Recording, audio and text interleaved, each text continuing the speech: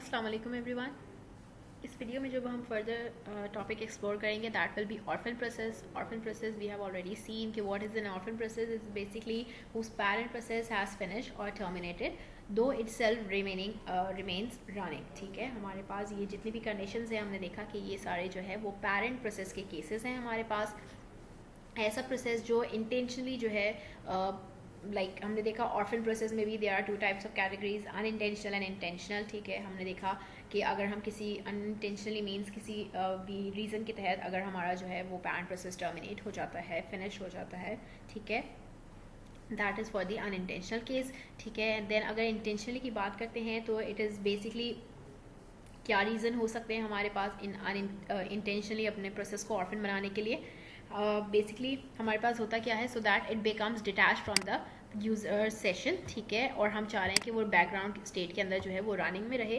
तो उस प्रोसेस में इस कंडीशन में बेसिकली हम क्या कर रहे होते हैं, हमें इंटेंशनली जो है वो अपने प्रोसेस को ऑर्फन बना रहे होते हैं, usually to allow a long running job to complete without further user attention. किसी यूज़र के विदाउट के भाई यूज़र को कोई डिस्टर्बेंस ना हो, ठीक है, बट स्टिल मेरा कोई प्रोसेस जो है वो बैकग्राउंड में रन कर रहा हो। तो इंटेंशनली हम किसी प्रोसेस को अगर ऑर्फन प्रोसेस क्रिएट करवाते हैं तो वो रीजंस हमारे कुछ ये हो सकते हैं।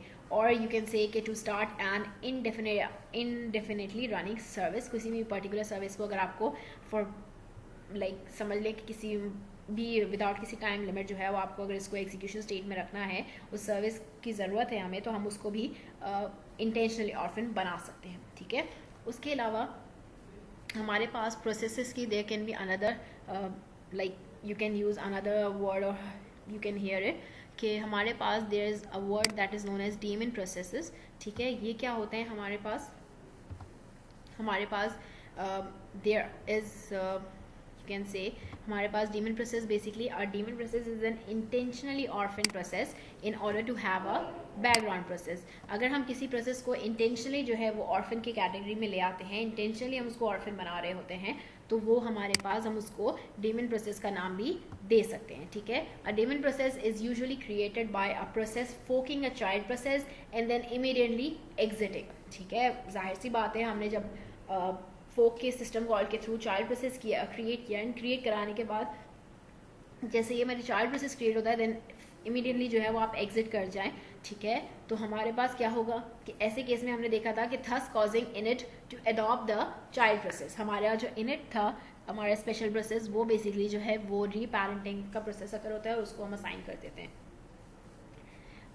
In a Unix environment, the parent process of a daemon is often but not always the init process. हमारे पास ज़रूरी नहीं है कि हमेशा ही daemon process जो है वो init का ही हो, वो किसी और का भी हो सकता है। In addition, a daemon of the operating system typically must perform other operations. ठीक है, वो किसी और तरह के operations जो है वो perform करवा सकता है। तो यहाँ पे there was another term that should be introduced, that was daemon process, जो हम intentionally orphan process होते हैं उनको इसका नाम दे रहे होते हैं हम अपने पास।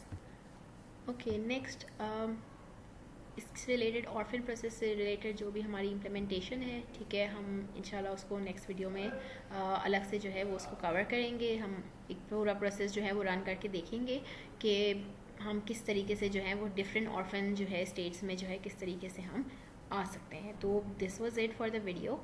इंशाल्लाह नेक्स्ट वीडियोज़ में आपको जो है वो ऑर्फन एंड ज़ॉम्बी प्रोसेस की जो है वो इम्प्लीमेंटेशन कराई जाएगी। Thank you so much everyone.